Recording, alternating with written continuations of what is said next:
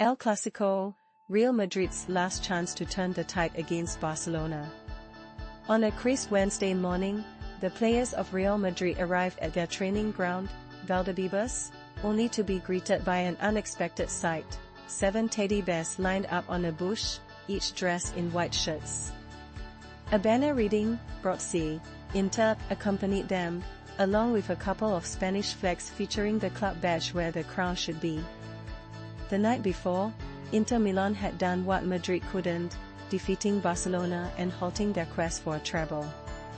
Now, the stage is set for Madrid to seize their moment, a golden opportunity to salvage a season that has largely been overshadowed by their rivals. Barcelona's defeat means they won't be lifting the Champions League trophy this year, and that alone is a reason for Madrid to celebrate, or at least find some solace. But the question lingers: is that all you've got? The answer could very well be, actually, no. Just 4 days after Barcelona's European exit, the fourth Clásico of the 2024-25 season is upon us, taking place in a new stadium. Madrid has faced Barcelona 3 times this season, suffering heavy losses: 4-0, 5-2, and 3-2. With another defeat, they risk watching their rivals claim the league title, as Hansi Flick's team would stretch their lead to 7 points with only 9 left to play.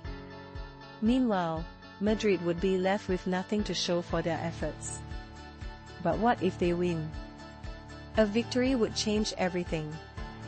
Madrid would find themselves just a point behind Barcelona, with a more favorable schedule ahead: matches against Mallorca, Sevilla, and Real Sociedad, compared to Barcelona's tougher fixtures against Espanyol, Villarreal, and Athletic Bilbao. Carlo Ancelotti acknowledged the stakes, stating, "The Clásico will be practically decisive," while Fede Valverde dubbed it the game of the season. It's a phrase often thrown around, the game of the century, but Valverde might just be onto something.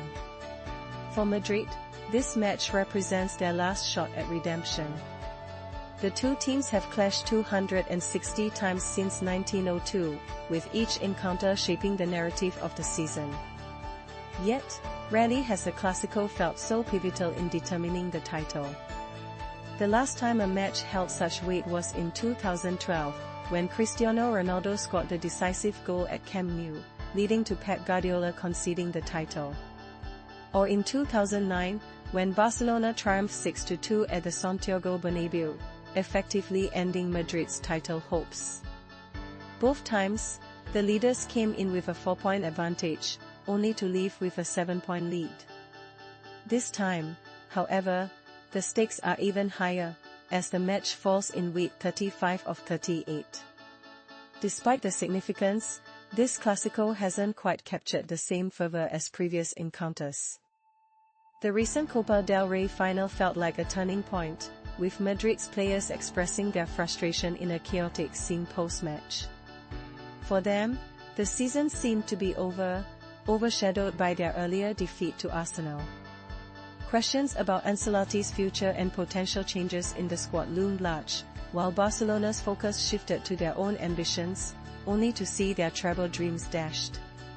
For Barcelona, the loss to Inter was a bitter pill to swallow, but they still hold their heads high, having enjoyed a remarkable season.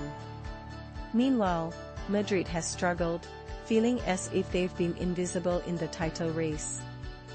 Yet, here they are, on the brink of a potential turnaround. Winning this Clásico is not just a necessity, it's a chance for redemption, a final opportunity to reclaim some pride. Kylian Mbappé, with 36 goals to his name, has had a season filled with ups and downs. While he hasn't been labeled a failure, he hasn't quite reached the heights expected of him either. This match could be his moment to shine, to turn the tide in his favor after a season that has seen him overshadowed by others. For Barcelona, this match is equally crucial. They must ensure that their excitement and enthusiasm don't turn into disappointment. After a long season filled with highs, they want to end on a high note. Both teams come into this match with their share of injuries and fatigue.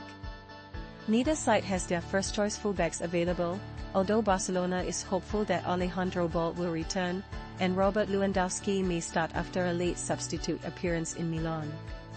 Madrid, on the other hand, might see Arda Güler stepping in for Rodrigo as Ancelotti looks to bolster the midfield. Yet, this match feels more about mental strength than physical fitness. With Barcelona coming off a grueling match against Inter, the psychological aspect could play a significant role. How will they respond to their recent defeat? And for Madrid, can they capitalize on Barcelona's vulnerability?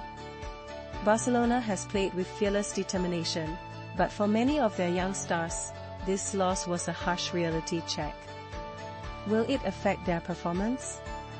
Ronald Araujo remains confident, stating, "This team has an incredible mentality," while Eric Garcia insists that they will rise to the occasion.